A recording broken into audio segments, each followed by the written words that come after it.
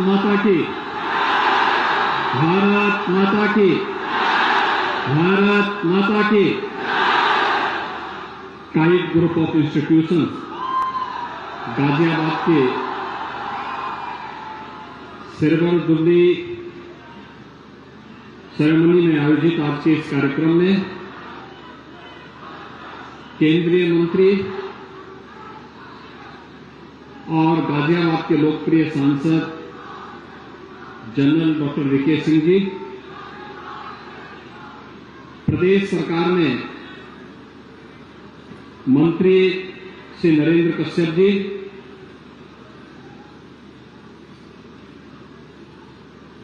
माननीय सांसद राज्यसभा से अनिल अग्रवाल जी, चेयरमैन जीसी काइट, लोकप्रिय विधायक और प्रदेश शासन के पूर्व मंत्री श्री अतुल गर्ग जी,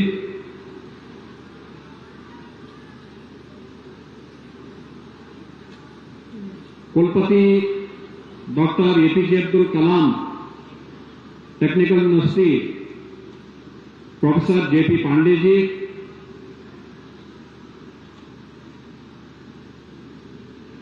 महापौर गाजियाबाद श्रीमती सुनीता दयाल जी, जिला पंचायत अध्यक्ष श्रीमती ममता त्यागी जी, स्थानीय विधायक Shri Ajit Pal Tyagi ji, chairman KIET Shri Suresh Agarwal ji, secretary general KIET Shri Sunil P Gupta ji, KIET परिवार से जुड़े हुए सभी पदाधिकारी और ट्रस्टी और उपस्थित सम्मानित जनप्रतिनिधिगण, काइट से जुड़े हुए सभी फैकल्टी मेंबर्स, सभी छात्र छात्राएं और पुरातन छात्र जो जीवन के विभिन्न क्षेत्रों में जाकर के आज समाज को कुछ दे पाने की स्थिति में है,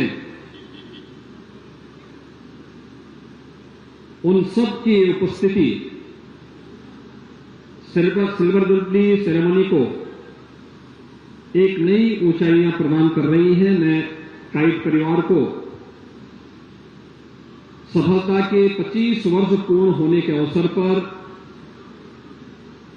हृदय से बधाई देने के लिए आया हूं, अपनी शुभकामनाएं देने के लिए आया हूं।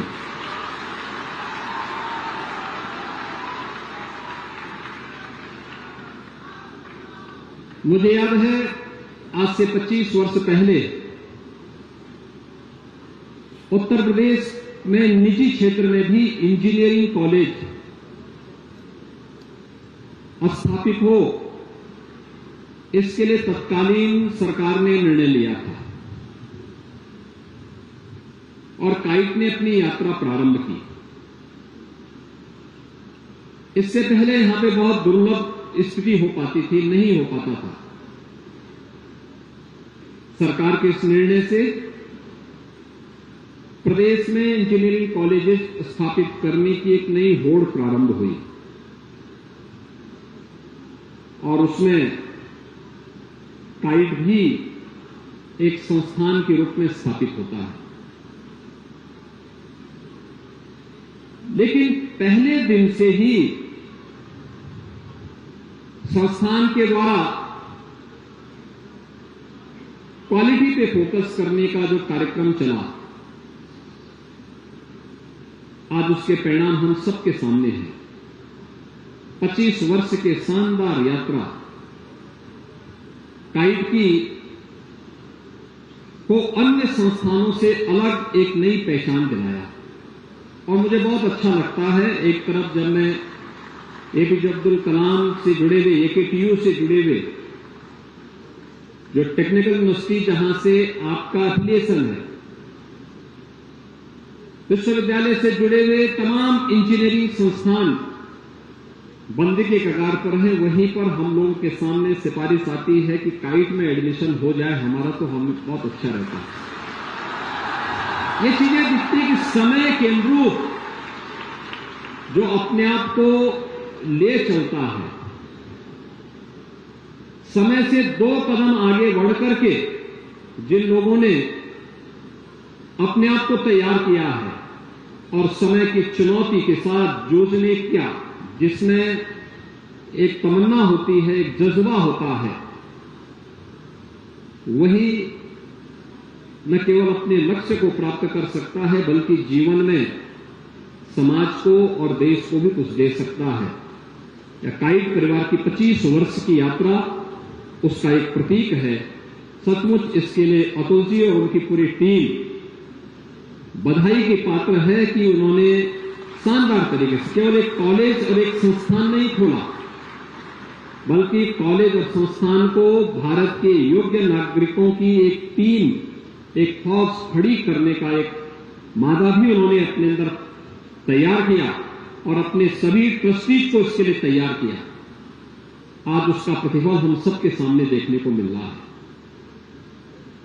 अभी मैंने विद्यालय के इंफ्रास्ट्रक्चर को देखा। इससे पहले भी मैं एक बार पहले भी आया था, लेकिन उस समय एक राजनीतिक कार्यक्रम में आया था, चुनावी सभा में आया था। आज फिर मैंने जब यहां पर आया तो मैं एक वर्कशॉप में गया। याद करिए, आज से 25 वर्ष पहले केवल 3 डिग्री कोर्स के साथ काइट प्रारंभ हुआ, मैकेनिकल, इलेक्ट्रॉनिक्स और कंप्यूटर साइंस। और अब तो एक लंबी श्रृंखला न केवल एकेटीयू से एफिलिएटेड तमाम कोर्सेज यहां पर संचालित हो रहे हैं, बल्कि अभी मैंने देखा स्पेस साइंस में मुझे लगता है पहला संस्थान होगा प्रदेश का जहां पे स्पेस साइंस के बारे में भी एक नए पाठ्यक्रम के साथ संस्थान ने अपने आप को तैयार किया। रोबोटिक साइंस में, ड्रोन टेक्नोलॉजीज में डिग्री के पाठ्यक्रम को संचालित करने के लिए भी अपने आप को न केवल तैयार किया बल्कि उसको संचालित भी कर दिया। मैं बहुत पहले से एकेटीयू से इस बारे में कहता रहा हूं और मैंने स्वयं भी एकेटीयू टेक्निकल यूनिवर्सिटी के कुलपति जी को इस बारे में कहा कि न्यू एज कोर्सेज को लेकर के हमें चलना होगा, क्योंकि अगर न्यू एज कोर्सेज नहीं आएंगे हम टेक्नोलॉजी में पिछड़ जाएंगे।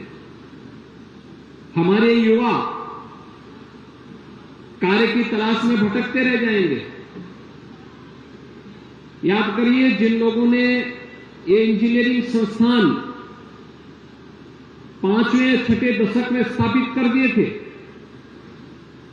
उन लोगों ने एक लंबी दूरी तय कर दी।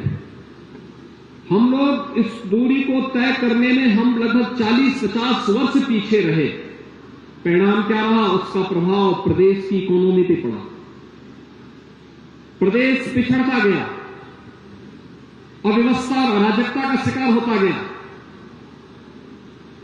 जब डेवलपमेंट एजेंडे का हिस्सा नहीं होता है तो परिवारवाद और जातिवाद उसमें हावी होती है, गुंडागिर्दी हावी होती है, अव्यवस्था और अराजकता हावी होती है और फिर इसकी चपेट में पूरी व्यवस्था को होना पड़ता है। जब हम समय से 2 कदम आगे चल करके सोचते हैं, उसके अनुरूप अपनी कार्य योजना को प्रभावी ढंग से न केवल बनाते हैं बल्कि उसको लागू करते हैं, तो परिणाम हमारे सामने आते हैं। याद करिए, 2014 के पहले कैसा भारत हमारे सामने था। अविश्वास, अव्यवस्था, अराजकता, पहचान के एक नए संकट से देश गुजर रहा था। आंदोलन हो रहे थे, बड़े बड़े आंदोलन हो रहे थे। पब्लिक में व्यवस्था के प्रति एक आक्रोश था और 2014 में कैसे परिवर्तन लाया जा सकता है व्यवस्था में, देश में, आज आप देख सकते हैं 140 करोड़ भारतीय अपने नेतृत्व के प्रति पूरे सम्मान के साथ पूरा विश्वास व्यक्त करते हुए उनकी लीडरशिप में कार्य कर रहा है। प्रधानमंत्री मोदी जी के नेतृत्व में आज पूरा देश विकास की एक नई ऊंचाइयों को अग्रसर हो रहा है। आज हमारे पास रैपिड रेल भी है तो मेट्रो भी है, 12 लेन का एक्सप्रेस हाईवे है तो एक्सप्रेस हाईवेज की भी एक बहुत अच्छा इंफ्रास्ट्रक्चर हमारे पास है। लैंडलॉक्ड स्टेट से हट करके हम लोगों ने इनलैंड वाटरवे को यूपी के अंदर भी प्रारंभ कर दिया है। पब्लिक ट्रांसपोर्ट की आधुनिकतम सुविधा आज उत्तर प्रदेश में भी है, देश में भी है। डेडिकेटेड फ्रेट कॉरिडोर हो, इसकी भी सुविधा है। लॉजिस्टिक आज की आवश्यकता है, इस दिशा में भी नए नए प्रयास प्रारंभ हुए हैं। युवाओं के लिए रोजगार सृजन की अनेक कार्यक्रम प्रारंभ हो, इस पीएम स्टार्टअप की योजना है, पीएम स्टैंडअप की योजना है, डिजिटल इंडिया के कार्यक्रम है। ये सभी कार्यक्रम के साथ साथ उन्हें भले ही पैसा पुश्तैनी उनके पास हो न हो, लेकिन पीएम मुद्रा की योजना हमारा डिग्री लेकर के आने वाले युवा के लिए तैयार है, जिससे वो अपना स्टार्टअप स्थापित कर सके। शासन ने अनेक ऐसे कार्यक्रम चलाए जो आज युवाओं के लिए भी,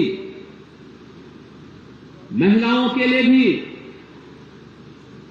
अन्नदाता किसानों के लिए भी, श्रमिकों के लिए भी, समाज का प्रत्येक तबका, व्यवसायियों के लिए भी, उद्यमियों के लिए भी,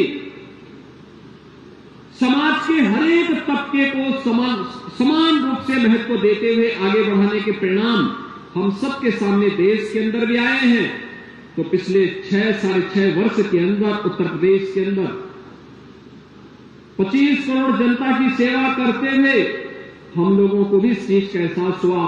6.5 वर्ष पहले उत्तर प्रदेश का नौजवान अपने को उत्तर प्रदेश का कहने में संकोच करता था, पहचान का एक संकट था। पर्व और त्योहार शांतिपूर्ण तरीके से नहीं मनाए जा सकते थे। सरकारें समस्या का समाधान करने की बजाय स्वयं में एक समस्या थी। नौजवान के सामने रोजगार का जो संकट था ही, पहचान का संकट भी था।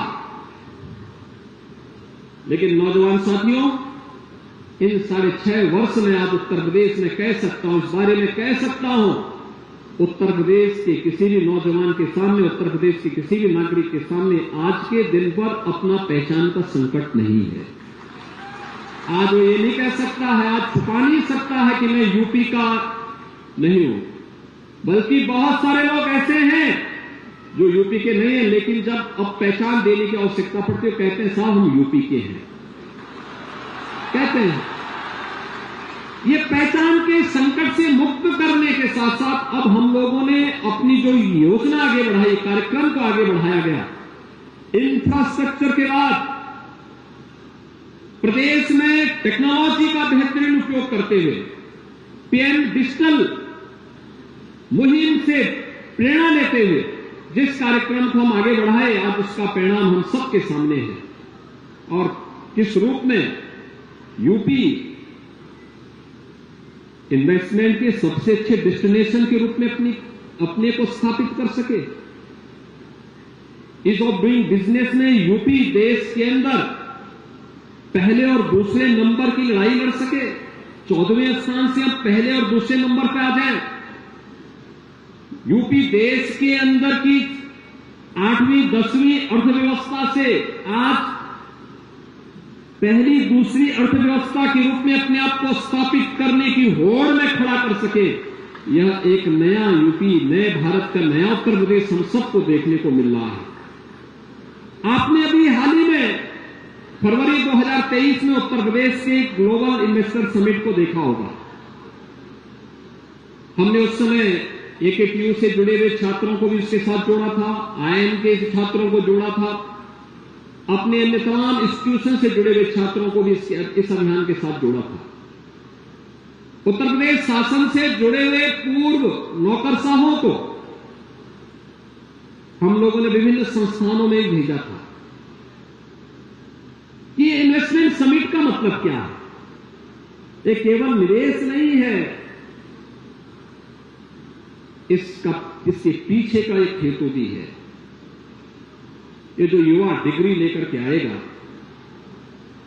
इसको नौकरी के लिए कहीं और जगह ना जाना पड़े, अपने ही जनपद में, अपने ही क्षेत्र में, अपने ही लोगों के बीच उसके लिए नौकरी, रोजगार, स्टार्टअप स्थापित करने के लिए इस प्रकार का एक प्लेटफॉर्म सरकार उसको उपलब्ध कराने जा रही है। और आपने देखा होगा, जिस उत्तर प्रदेश में कोई आना नहीं चाहता था, जिसने निवेश किया था जो 6 वर्ष पहले, उसको भी समेट करके जा रहा था। आज परिणाम क्या है? मात्र 6 वर्ष में उत्तर प्रदेश के ग्लोबल इन्वेस्टर समिट में 38 लाख करोड़ रुपए के निवेश के प्रस्ताव मिलते हैं। 38 लाख का मतलब 1 करोड़ 10 लाख नौजवानों के लिए सीधे सीधे नौकरी की गारंटी। 1 करोड़ 10 लाख नौजवानों के लिए और आप जैसे डिग्रीधारी नौजवानों के लिए नौकरी की गारंटी। उस नौकरी की गारंटी के साथ सरकार आपके पास इस इन्वेस्टमेंट समिट को लेकर के आई थी और आज उसके परिणाम हमारे सामने देखने को मिल रहे हैं। काइट जैसे संस्थान आज न्यू एज कोर्सेज के साथ आगे बढ़ करके अपने युवाओं को तैयार कर रहे थे। मैं इस बात को देखता था, बहुत दिनों से मैं इस बात का इंतजार कर रहा था, बल्कि मैंने AKTU के कुलपति जी को इस बारे में कहा था। मैंने कहा हमें स्पेस साइंस का कोर्स भी प्रारंभ करना चाहिए। मेरी भारत सरकार की विज्ञान एवं टेक्नोलॉजी के जो मंत्री हैं डॉक्टर जितेंद्र सिंह जी से मेरी इस बारे में चर्चा हुई। मैंने कहा ये कोर्स दक्षिण भारत में है, अच्छा है, लेकिन उत्तर भारत के युवा भी, उन्हें उत्तर भारत में ये सुविधा प्राप्त हो। और आज मुझे बहुत अच्छा लगा, मैं अतुल जी आपको और आपकी पूरी टीम को धन्यवाद दूंगा कि स्पेस साइंस से संबंधित पाठ्यक्रम आपने यहां प्रारंभ किया। ड्रोन टेक्नोलॉजी आज ढेर सारी संभावनाएं हैं, पूरा देश और पूरी दुनिया इधर जा रही है। इन नए कोर्सेज को हमें समय के अनुरूप लेना ही पड़ेगा और इससे भी 2 कदम आगे जाना पड़ेगा। लोग क्या सोच रहे हैं? आज आर्टिफिशियल इंटेलिजेंस बहुत बड़ी मदद कर सकता है समाज की, हर एक क्षेत्र में, जीवन के प्रत्येक क्षेत्र में, वह इंफ्रास्ट्रक्चर का हो, PM गति शक्ति नेशनल मास्टर प्लान, टेक्नोलॉजी का बेहतरीन उपयोग करते हुए हमें एक प्लेटफॉर्म पर सभी प्रकार की NOCs उपलब्ध हो सके। इसके लिए प्रधानमंत्री मोदी जी के नेतृत्व में पूरे देश के अंदर इंफ्रास्ट्रक्चर के लिए एक नए कार्यक्रम को आगे बढ़ाया गया। टेक्नोलॉजी का बेहतरीन उपयोग, और इस दिशा में उत्तर प्रदेश जैसे राज्य में, आप याद करिए जब कुंभ जैसे बड़े आयोजन होते हैं, 2019 का कुंभ था और 2019 के कुंभ के दौरान 24 करोड़ श्रद्धालुओं का प्रयागराज में आना हमारे सामने एक चैलेंज था। कुंभ का मतलब भगदड़, अव्यवस्था, गंदगी ये माना जाता था। हम लोगों ने कहा नहीं, इसकी परिभाषा बदलनी है। कुंभ का मतलब भव्य हो, कुंभ का मतलब दिव्यता हो, कुंभ का मतलब स्वच्छता हो, कुंभ का मतलब सुरक्षा हो, कुंभ का मतलब सुव्यवस्था हो।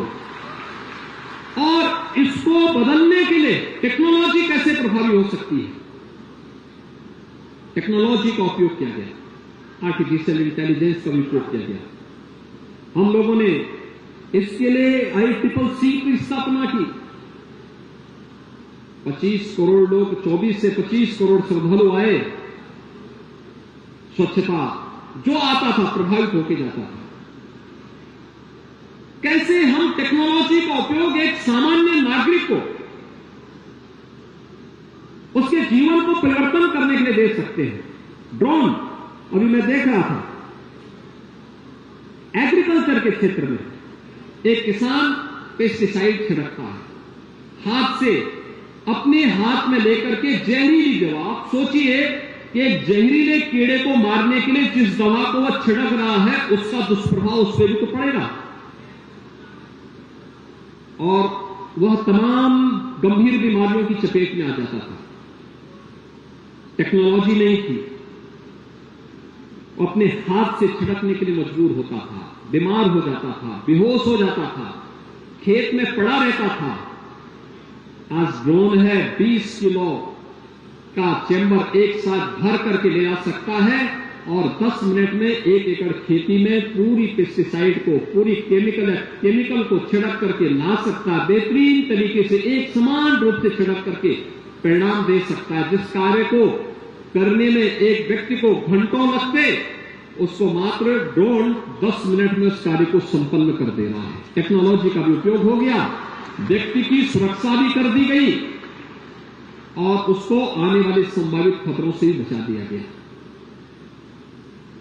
ट्रैफिक मैनेजमेंट में बेहतरीन उपयोग हो सकता है, सुरक्षा में बेहतरीन उपयोग हो सकता है, भ्रष्टाचार पर प्रभावी अंकुश लगाने में टेक्नोलॉजी बेहतरीन उपयोग हो रही है जीवन के प्रत्येक क्षेत्र में। लेकिन याद रखना, एक टेक्नोलॉजी मानव के द्वारा संचालित हो, मानव उससे संचालित न हो। हमें इस बात को हमेशा ध्यान रखना होगा, हम टेक्नोलॉजी के दास न बने।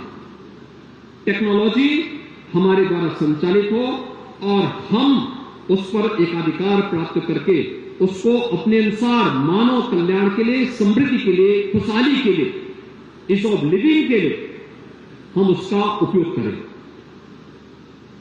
मुझे लगता है कि यह आज की आवश्यकता है। दुनिया के जितने बड़े सीईओ हुए हैं, सबने इस बात को हमेशा महसूस किया, टेक्नोलॉजी आवश्यक है, लेकिन टेक्नोलॉजी को हम अपने अनुरूप, अपने और समाज के अनुकूल बनाने का प्रयास करें, उसका गुलाम बनने का कभी प्रयास न करें।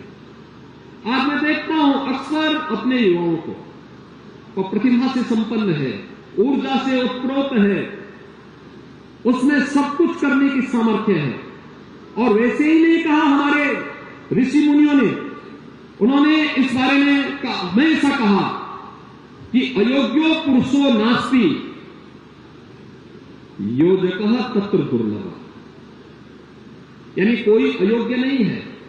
और हमारा युवा तो भरपूर ऊर्जा से भरपूर है, प्रतिभा से भरपूर है, जहां कहीं भी गया है दुनिया में उसने सफलता के नए झंडे गाड़े हैं, देश में भी दुनिया में भी। उस युवा के लिए आज के परिप्रेक्ष्य में हम कौन सा कार्यक्रम आगे बढ़ा सकते हैं, ये आवश्यक है। और इसी दृष्टि से सरकार ने भी अनेक कार्यक्रम आगे बढ़ाए हैं। हम स्वामी विवेकानंद स्कीम के अंतर्गत प्रदेश के अंदर 2 करोड़ युवाओं को टैबलेट स्मार्टफोन देने का कार्य कर रहे हैं, तकनीकी दृष्टि से सक्षम हो सके। लेकिन ये टैबलेट और स्मार्टफोन पाठ्यक्रम की दृष्टि है, पाठ्यक्रम के अनुकूल और शासन की योजनाओं की जानकारी आपको उपलब्ध हो सके।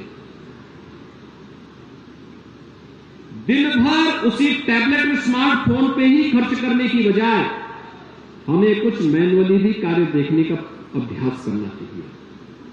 अक्सर होता क्या है, जब हम कैलकुलेटर के और अपने स्मार्टफोन के ज्यादा दास बनते हैं, तो किसी दुकान में गए, किसी संस्थान में गए, वहां पे फिर जब जोड़ घटाना प्रारंभ होता है तब उसके सामने समस्या खड़ी होती है। इसलिए हमें उस पर भी ध्यान देना होगा। आज की आवश्यकता है कि टेक्नोलॉजी हमारे द्वारा संचालित हो, हम उसके द्वारा संचालित हो। हम रोबोट नहीं, मनुष्य रोबोट नहीं बन सकता। रोबोट को अपनी सुविधा के अनुसार संचालित करने की सामर्थ्य हमारे पास हमेशा बनी रहनी चाहिए और ताकत हमारे पास होनी चाहिए। दुनिया आज इस दिशा में सबसे ज्यादा चिंता दुनिया के सीईओ के सामने इसी बात को लेकर के है कि हम अब टेक्नोलॉजी को किस स्टेज तक और आगे बढ़ा सकते हैं। और काइट ने एक योग्य योजक के रूप में अपने दायित्व का निर्वहन किया है। 25 वर्ष की शानदार यात्रा के लिए काइट परिवार को मैं हृदय से बधाई देता हूं। जिन छात्रों को आज यहां डिग्री मिली है, बीटेक की भी, एमटेक की भी, बी फार्मा की भी, एम फार्मा की भी, एमसीए की भी। मैं देख रहा था, उनके मन में एक जज्बा था। वे छात्र बहुत सारे यहां आ भी नहीं पाए थे, लेकिन उन छात्रों ने अच्छा किया। काइट जैसे संस्थान से उन्होंने अपनी डिग्री ले ली और डिग्री लेकर के आज वे अपने नए जीवन में प्रवेश कर रहे हैं। कैरियर काउंसलिंग का भी एक संस्थान यहां पे यह संस्थान चला रहा है और कैरियर काउंसलिंग के माध्यम से बहुत सारे छात्रों का प्लेसमेंट हुआ होगा, बहुत सारे लोग अपना स्टार्टअप स्थापित करेंगे और प्रदेश में तो बहुत संभावनाएं हैं। हम एक फार्मा पार्क लेके आ रहे हैं। प्रदेश में फार्मा के क्षेत्र में असीम संभावनाएं हैं, हर एक क्षेत्र में असीम संभावनाएं हैं। प्रदेश में हम डिफेंस कॉरिडोर की स्थापना का कार्य भी कर रहे हैं। अलग अलग क्षेत्र में प्रदेश कार्य कर रहा है। केंद्र और राज्य सरकार की सभी योजनाओं के साथ जुड़ करके हमें अपनी प्रतिभा का बेहतरीन मंच वहां पर हम शासन जहां आपको उपलब्ध कराएगा, वहीं साथ ही साथ अपनी प्रतिभा को जितना मेहनत कर सकते हैं उसके लिए आप करेंगे तो उसके परिणाम आपके लिए भी, प्रदेश के लिए भी और देश के लिए भी होने चाहिए। याद रखना, हम सब कुछ करें, लेकिन हमारे सामने हमेशा हमारा देश और हमारा समाज हमारी प्राथमिकता का हिस्सा होना चाहिए। नेशन फर्स्ट, राष्ट्र पहले है, राष्ट्र पहले है, फिर समाज उसके बाद में आएगा, परिवार तब तीसरे नंबर पर और मेरा स्वयं का ही चौथे नंबर पर। जिस दिन इस लक्ष्य को लेकर के हम चलेंगे तो प्रधानमंत्री जी के विजन के लोग 2047 में भारत को दुनिया के एक विकसित देश के रूप में स्थापित करने से कोई ताकत रोक नहीं पाएगी, क्योंकि दुनिया की सबसे अच्छी और सबसे युवा शक्ति हमारे पास है, हमारे देश के पास है। इसमें कोई संदेह नहीं होना चाहिए। आप सबके प्रति मेरी शुभकामनाएं। जय हिंद।